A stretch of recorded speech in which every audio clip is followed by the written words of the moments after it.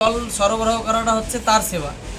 আচ্ছা ঠিক আছে, তখন ব্রজবাসীরা সকলে বলছে হ্যাঁ হ্যাঁ নন্দ বাবা, কৃষ্ণ যেটা বলছে সেটা ঠিক। তখন একজন বয়স্ক ব্যক্তি এসে বলছেন যে বাবা তুমি যেটা বলবে এবার সেটা করা হবে, বলো কি করা যায়। বলছে এক কাজ করুন, এখন আমরা গোবর্ধনের পূজা করব। কেন? এই গোবর্ধন মানে যিনি আমাদের এই গাভী যিনি বর্ধন করতে সাহায্য করেন তিনি হচ্ছেন এই গোবর্ধন। তা আমরা গোবর্ধনের পূজা করব, আমাদের সমস্ত কিছু ঘাস টাস সব গোবর্ধনের আশেপাশে আমাদের গাভীরা খায়, তো আমরা গোবর্ধন পূজা করব, চলো সবাই মিলে। এখন ইন্দ্রের জন্য যা কিছু সাজিয়েছিল সব নিয়ে এখন চলে আসলো কোথায়? গোবর্ধন। এবার গোবর্ধনকে ভোগ লাগাবে, গোবর্ধনকে পূজা করবে। তখন বাবা বললেন ঠিক আছে, সবাই যখন রাজি তখন আমাদেরও সবাইকে যেতে হবে, এখন কিছু করার নেই। নন্দ মহারাজ আদেশ দিয়ে দিলেন। এবার সকলে যখন এই গোবর্ধনের পূজা করতে লাগলেন, ওপর থেকে ইন্দ্র দেখছে মহাবিপদ, এটা আমাকে সম্মান দেওয়া বন্ধ করে দিচ্ছে। যাকে আপনি সম্মান করতেন তাকে যদি সম্মান না দেন কোনো দিন, তাহলে কিন্তু আবার অসুবিধা আছে, বুঝতে পারছেন? দেখলেই প্রণাম করে নিতে হবে, নাহলে আবার অসুবিধা। বলবে ও অহংকার হয়ে গেছে, বড় হয়ে গেছে।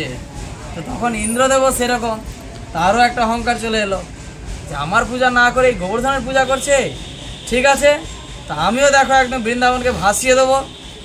সে এমন বৃষ্টি বজ্র দিতে লাগলেন যেটা প্রলয়কালে হয়। আর কৃষ্ণ তিনি কড়ি আঙুলে এই গোবর্ধনকে ধারণ করলেন এবং সেখানে 7 দিন 7 রাত ব্যাপী বৃষ্টি চলল। আর ভগবান তিনি এই ব্রজের যত গোপ আছে, গাভী আছে, তার সখারা আছে, গোপীরা আছে, এরা কখনো এইভাবে একত্রিত মিলন হয়নি। তো ওই দিন ওইভাবে একত্রিতভাবে সকলের মিলন হলো। সকলে একসঙ্গে কৃষ্ণের এবার বাঁশির আওয়াজ শুনছে, কৃষ্ণ বংশী বাদন করছেন, সকলে শুনছে। কেউ কেউ বলছে রে কৃষ্ণ তোর বাঁশি এক আঙুলে ধরতে মনে কষ্ট হচ্ছে, আমরা একটু সাপোর্ট দিই। কেউ কেউ লাঠি ধরেছে উঁচিয়ে। কৃষ্ণ বলছে ঠিক আছে, তোমরা যখন লাঠি উঁচিয়ে ধরেছো তখন আমি অনেকক্ষণ ধরে আছি, আমার বলছে কষ্ট হয়ে গেছে, তাহলে এক কাজ করো কি আমি তাহলে হাতটা ছেড়ে দিই, তাহলে তোমরা ধরো একটু। হ্যাঁ ঠিক আছে। এখন সে হাত ছেড়ে দিচ্ছে, লাঠি একদম মটমট করে সব ভেঙে গেল। না না কৃষ্ণ ধরো ধরো ধরো, তখন আবার কৃষ্ণ উঁচিয়ে ধরছে। এইভাবে বহুবিধ লীলা, সকলে ঘর থেকে যে যা বানিয়ে রেখেছিল, বন্যা কবলিত এলাকা, খাবার দাবার কিছু আনতে হবে, যে যার মতো নিয়ে এসছে, যার মনে হচ্ছে যাকে খাওয়াচ্ছে। তো তাদের ওই গিরিরাজের নিচে ফেস্টিভ্যাল চলছে, গোবর্ধনের নিচে। আর ইন্দ্র সে জ্বলে মরছে যে তুমি গোবর্ধনের পূজা করবে। এরকম 7 দিন যখন হয়ে গেল, তখন ইন্দ্রদেব বুঝতে পারলেন যে আমি তো কোনো ক্ষতি করতে পারলাম না, বৃন্দাবনে তো প্রলয়কালের বৃষ্টি দিলাম, তো যখন ক্ষতি করতে পারলাম না, ঠিক আছে এখন কি করব, তার কাছে ক্ষমা চাইতে হবে। সে তো ভগবান, সেই আমাকে এই শক্তি দিয়েছেন, আমি তো সেটা ভুলে গেছিলাম, বোঝা যাচ্ছে? তো এইভাবে ইন্দ্রদেব যখন এখানে চলে এলেন এবং ভগবানের কাছে ক্ষমা চাইতে এলেন, যখন ক্ষমা চাইলেন তখন ভগবান বললেন আরে ইন্দ্র এরকম সবার হয়ে থাকে, কোনো অসুবিধা নেই। তখন ইন্দ্রদেব ভগবানের অভিষেক করেছিলেন, যে অভিষেক করেছিলেন সেই অভিষেকের জলই হচ্ছে এই গোবিন্দ কুণ্ড পেছনের। এই গোবিন্দ কুণ্ড এবং ভগবান গোবিন্দের মধ্যে কোনো পার্থক্য নেই। এই গোবিন্দ কুণ্ড হচ্ছে ভগবানের অতীব প্রিয় এবং সেইটি বলা হয়ে থাকে যে আমাদের এই বৃন্দাবনে ভজন করা হচ্ছে খুবই দুঃসাধ্য। যারা এই বৃন্দাবনে বাস করেন বা যারা এই বৃন্দাবনে ভজন করেন তাদের বহু বহু জন্মের স্বীকৃতি পুণ্যকর্মের ফলে এই ব্রজবাস হয়ে থাকে। তো এখন মাধবেন্দ্র পুরী তিনি হচ্ছেন চৈতন্য মহাপ্রভুর গুরুদেবকে ঈশ্বরপুরী, আর ঈশ্বরপুরীর গুরুদেবকে মাধবেন্দ্র পুরী।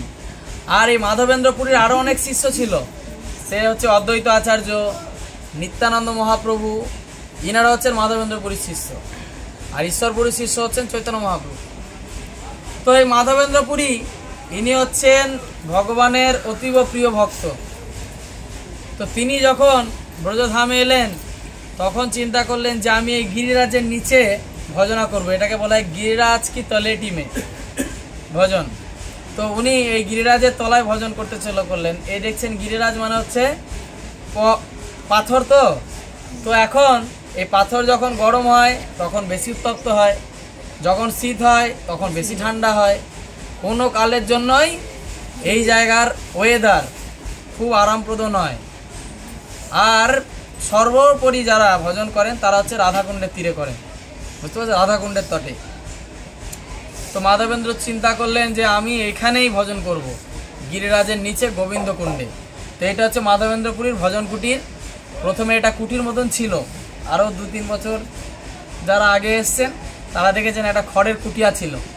এখন বর্তমানে বান্দরের উৎপাত, প্রতিদিন ওই বান্দরের ওপর থেকে খড় টেনে নিয়ে চলে যায়, ওর ওপর ফাঁকা হয়ে যায়, তো জল পড়ে, বৃষ্টি হয়, তো ওর জন্য এখন এই ঘিরে ঘাড়ে এরকম করে দিয়েছে।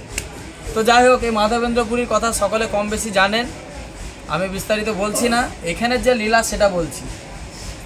মাধবেন্দ্রপুরী একদিন এরকম ভজন করছিলেন এখানে বসে। তা ওনার একটা বৃত্তি ছিল কি, অযাচিত বৃত্তি। অযাচিত বৃত্তি মানে কারো কাছে কিছু চাইবে না। যদি ভগবত কৃপা কিছু মেলে তাহলে ভালো, যদি না মেলে আরও ভালো, বুঝতে পারছেন। তাদের ভজনে যেন কোনো বাধা না আসে, এটা ছিল তাদের ভজন মার্গের বিধি।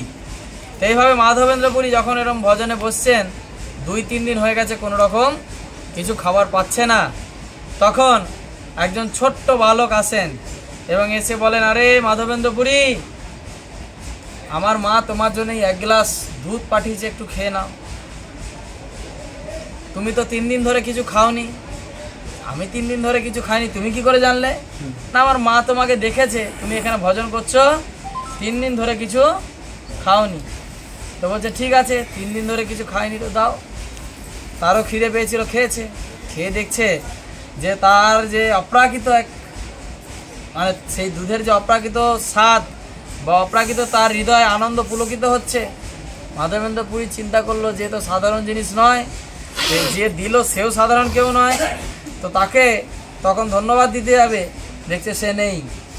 তো তাকে স্বপ্নাদেশ করছেন যে মাধবেন্দ্রপুরী, আমি হচ্ছি গোপাল, তো তোমাকে একটা সন্দেশ দিতে এসেছিলাম।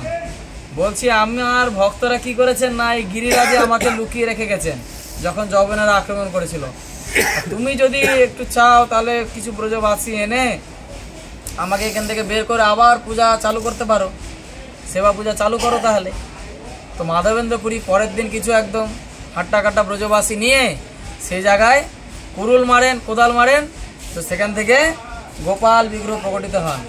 যখন গোপাল প্রকটিত হন তখন চারিদিক থেকে ভক্তগণ আসতে থাকেন এবং শোনেন যে গোপাল প্রকটিত হয়েছে।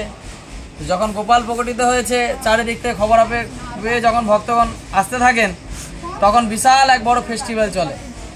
সেই ফেস্টিভ্যালে বিভিন্ন জায়গা থেকে শাক, ফল, ফুল, সবজি, পনির, তরি তরকারি যা কিছু খাবেন, ফেস্টিভ্যালের যে আয়োজন সেই আয়োজন হতে থাকে। এখন কে আনছে, কে রান্না করছে, কে খাওয়াচ্ছে, কে কীর্তন করছে, মাধবেন্দ্রপুরী তো সাধক লোক, সে কত ম্যানেজমেন্ট করবে। তো চলছে, কেউ না কেউ করছে, কিন্তু কে করছে কিভাবে হচ্ছে কেউ জানে না। ভগবত কৃপায় মাস 2 মাস ধরে সেই ফেস্টিভ্যাল চলতে থাকে, বিশাল বড় ফেস্টিভ্যাল হয় ব্রজে। তো এবার গোপালের যখন গরমকাল আসে, এবার তখন গরম লাগে, বলে মাধবেন্দ্রপুরী মলয় পর্বত যাও, গিয়ে আমার জন্য চন্দন নিয়ে আসো। মাধবেন্দ্রপুরী বলছে আমার কি খেয়ে দিয়ে কাজ নেই? লালা তো বলছে আমার কি খেয়ে দিয়ে কাজ নেই? তো তোমার জন্য এখন আমি বুড়ো লোক, চন্দন কাঠ বয়ে আনতে যাবো? বলছে তুমি যদি চাও তাহলে আমার অঙ্গ শীতল হবে, আর তুমি যদি না চাও তাহলে আমার অঙ্গ পুড়বে। এখন তোমার উপরে আমি নির্ভরশীল। যদি বলছে আমার ওপর তুমি নির্ভরশীল, গোটা বিশ্ব চালাচ্ছ, তুমি কিছু করতে পারছো না? বলছে তুমি যাও, কিছু না কিছু ব্যবস্থা হবে। তো তখন গেছে সেখানে, তো রাজা শুনছে যে মাধবেন্দ্রপুরী এসছে, চারিদিকে এই খবর ছড়িয়ে গেছে, মাধবেন্দ্রপুরী এসছে, দিয়ে দাও ওকে মলয় চন্দন, ওকে সঙ্গে গরুর গাড়ি করে দাও যাতে তার কোনো কষ্ট না হয়। তখন গাড়ি করে দিয়েছে, এখন মাধবেন্দ্রপুরী চন্দন নিয়ে আসছে। তখন দেখছে প্রতিদিন স্টে করতে হবে, রুখতে হবে, গরু পরিশান, তারপরে যে চালাচ্ছে সে পরিশান, মাধবেন্দ্রপুরী পরিশান।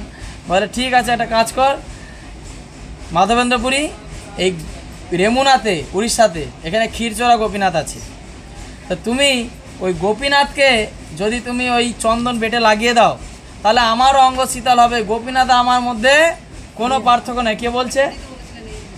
কে বলছে? গোপাল। তো গোপাল বললেন তো তখন মাধবেন্দ্র পুরী সেই গোপীনাথকে অঙ্গে লেপন করেন চন্দন। এবার কিছুদিন সেখানে থাকেন, দু একদিন যখন আছেন তখন একদিন দেখছে যে সেখানে সুন্দর ছোট ছোট মাটি পাওয়া যায়, এরকম মাটির ভাঁড়। সেই মাটির ভাঁড়ে ক্ষীর ভোগ লাগানো হয়। তো এরকম মাটির ভাঁড়ে পূজারি ক্ষীর নিয়ে যাচ্ছে, আর ওইটা রুমাল দিয়ে ঢেকে নিয়ে যেতে হয়। তো ঢেকে নিয়ে যাচ্ছে আর অল্প অল্প দেখা যাচ্ছে। তো মাধবেন্দ্র পুরী চিন্তা করছে যে যদি আমিও একটু এর স্বাদ আস্বাদন করতে পারতাম তাহলে কোনো চিন্তাই ছিল না, আমিও গোপালকে গিয়ে তাহলে বৃন্দাবনে ভোগ লাগাতাম, সে তো এমনি মাখন চোর, ভালো লাগবে তার। তো তখন এরকম যখন ক্ষীর নিয়ে আসবে, এই ভোগ তো লাগেনি, সেই ক্ষীরের যখন ভোগ লাগেনি আর এই মাধবেন্দ্র পুরী মনে মনে চিন্তা করে নিয়েছেন। পরে যখন তার মনে পড়লো যেহেতু ভোগ লাগেনি আর আমি এটা ভোগ করার চিন্তা করছি, সে তখন মনে দুঃখিত হন এবং ভাবেন যে আমার তো অপরাধ হয়ে গেল, এটা তো আর ভোগ লাগবে না। যে জিনিসে দৃষ্টি যায় সেটা আর ভোগ লাগে না। একমাত্র রাঁধুনি আর পূজারি এই দুইজন একমাত্র রন্ধনশালার জিনিস দর্শন করতে পারেন।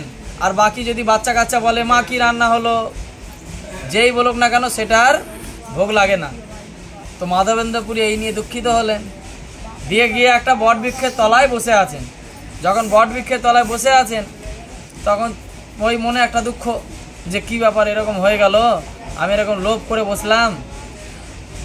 তো গোপীনাথ পূজারীকে স্বপ্ন দিচ্ছে, পূজারি যাও তাড়াতাড়ি স্নান করো, আর স্নান করে দেখো আমার ধুতির তলায় একটা ক্ষীর আমি লুকিয়ে রেখেছি, তুমি এটা নিয়ে যেতে ভুলে গেছো, এটা নিয়ে গিয়ে ওখানে মাধবেন্দ্র পুরী আছে তাকে দাও। পূজারি দেখছি এরকম তো কখনো হয়নি, এরকম হঠাৎ কী ব্যাপার, গিয়ে স্নান করে পর্দা খুলে ধুতির তলায় দেখছে একটা ক্ষীরের ভার লুকানো আছে।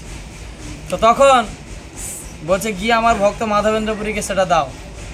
তখন সে বলছে কে আছেন? মাধবেন্দ্র পুরী, যার জন্য গোপীনাথ করিল ক্ষীর চুরি। তো তখন সে বলছে মাধবেন্দ্র পুরী, মাধবেন্দ্র পুরী তো আমি একজন, আরও কেউ আছে তাহলে? গোপীনাথ তো আর আমাকে চিনে না, আমাকে কি করে চিনবে? তো তখন বলছে বৃন্দাবন থেকে এসছো মাধবেন্দ্র পুরী, যার জন্য গোপীনাথ করিল ক্ষীর চুরি। সে দেখছে বৃন্দাবন থেকে তো আমি এসছি, বলছে এই যে আমি, বলছে না তোমার জন্য গোপীনাথ ক্ষীর পাঠিয়েছে। তখন গোপীনাথের সেই ক্ষীর প্রসাদ মাধবেন্দ্র পুরী পেলেন। এখন চিন্তা করলেন যদি আমি এই রেমুনাতে থাকি সবাই জানবে যে ভগবানের সঙ্গে আমার ডাইরেক্ট সম্পর্ক আছে, আর যখন এই ডাইরেক্ট সম্পর্কের কথা শুনবে তখন এবারে লোক চাইবে আমার মেয়ের বিয়ে হচ্ছে না, কে বলবে ছেলের চাকরি হচ্ছে না, কে বলবে আমার ঘর নাই, কে বলবে আমার গরু হলে ভালো, তো জ্বালাতনের শেষ নাই। তো তখন এইভাবে মাধবেন্দ্র পুরী তিনি সেখান থেকে চলে এলেন। ভগবান হচ্ছেন সমস্ত গুণের অধিকারী, তাই না? যিনি ভগবানের ভজনা করেন তিনি এইভাবে ভগবানের যে 6টা গুণ আছে কি কি? সমস্ত ঐশ্বর্য, সমস্ত বীর্য, সমগ্র জ্ঞান, সমগ্র শ্রী, সমগ্র যশ এবং সমস্ত বৈরাগ্য। এই যে যদি যিনি ভগবানের ভজন করেন, ভগবান হচ্ছেন এই বিশ্বব্রহ্মাণ্ডের সব থেকে যশস্বী ব্যক্তি, এবং যিনি ভগবানের ভজনা করেন তিনিও ভগবানের সংস্পর্শে যশস্বী হয়ে ওঠেন। আজকে আমরা যদি চাকরি বাকরি করতাম, পড়াশোনা করেছিলাম, যদি চাকরি বাকরি করতাম তাহলে আমাদেরকে কজনা কি সম্মান করতো কেউ? আজকে এই ধুতিমালা পরে প্রভুপাদের আশ্রয়ে এসে আজকে কত লোক সম্মান করছে, প্রণাম করছে, হেসে গেলে কথা বলছে, হ্যাঁ কি না? তো ভগবানের ভক্তদের যশ যখন তারাও ভগবানকে অনুসরণ করবেন, সেবা করবেন, অটোমেটিক বাড়তে থাকবে, এর জন্য আলাদা করে কোনো কোর্স করার দরকার নেই। তো এইভাবে মাধবেন্দ্র পুরীর যশ তখন চারিদিকে বেড়ে গেল। মাধবেন্দ্র পুরী দেখলো যে চারিদিকে পরিচয় দিলে হবে না যে আমি মাধবেন্দ্র পুরী, তাহলে লোকে তখন চাইবে এটা দাও ওটা দাও। তো এই হচ্ছে এই জায়গার লীলা। আর ওই দেখুন পেছনে একটা ফটো দেখা যাচ্ছে, কি দেখছেন? গোপাল এসছে এই জায়গায় তাকে দুধ দিচ্ছে, বুঝতে পারছেন? এই হচ্ছে এখানের লীলা। আর আপনারা সামনে দর্শন করছেন গিরিরাজ গোবর্ধন, হ্যাঁ স্বয়ং ভগবান। তো সকলে এখানে বাইরে বেরিয়ে দণ্ডবত প্রণাম করুন। দণ্ডবত প্রণাম করে এইখানে বটবৃক্ষের পেছন থেকে গোবিন্দ কুণ্ডের জল নিন, জল নিয়ে চলুন টোটোতে বসুন। পরবর্তী দর্শন হচ্ছে উদ্ধব কুণ্ড। हरे कृष्णा हरे कृष्णा कृष्णा कृष्णा कृष्णा हरे हरे हरे राम राम राम हरे हरे बोलो माधवेंद्र पुरी की जय, महाप्रभु नित्यानंद प्रभु अद्वैत आचार्य प्रभु की जय, गौर प्रेमानंदे जय गिरिराज महाराज।